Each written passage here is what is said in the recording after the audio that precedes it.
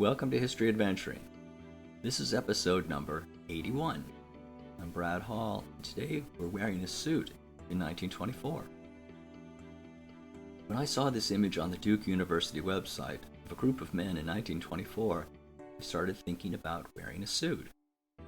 And although I don't know who these men are, my best guess is they were business bigwigs.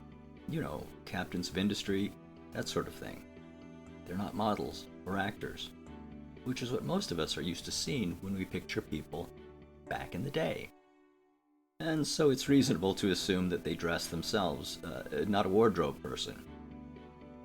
Of course, they would have had help from their tailor, and possibly their wives, but mostly I'd say that this is a fair representation of what these men wore every day.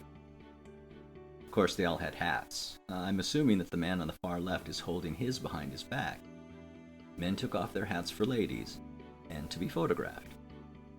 The man with the cigar seems to have buttoned just the bottom button of his coat, which makes me wonder if it was in fashion, or if this guy just got it wrong.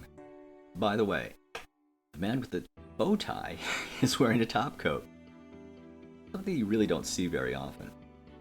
I never owned a top coat during my suit-wearing years, as I lived in California and Arizona, and it didn't really get that cold.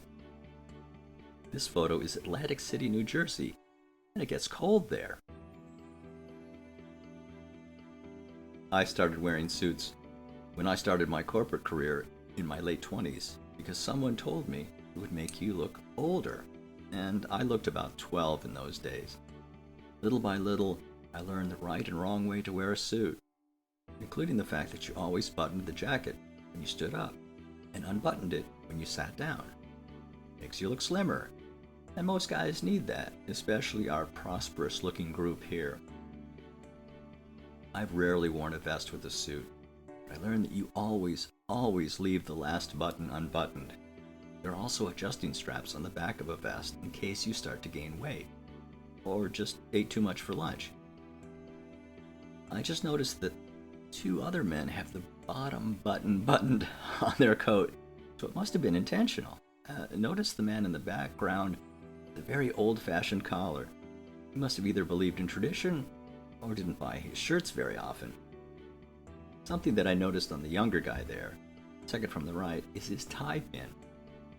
He's also wearing a collar stay and has a good-sized ring. Very fashionable. He appears to be about the only one in the group who hasn't grown out of his suit.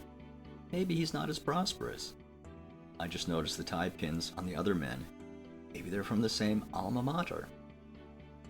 I enjoyed learning about how to properly wear a suit, and as the years went by, I got better and better at it, even going so far as to invest in shirts with French cuffs so that I could wear cufflinks.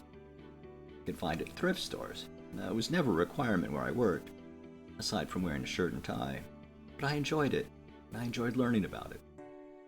For men, it becomes sort of a secret handshake that other men can recognize.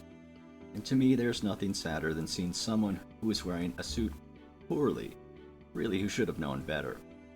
Overall, wearing a suit is a very simple thing to do. The coat and pants match. There are only two colors of shoes that you have to choose, brown or black.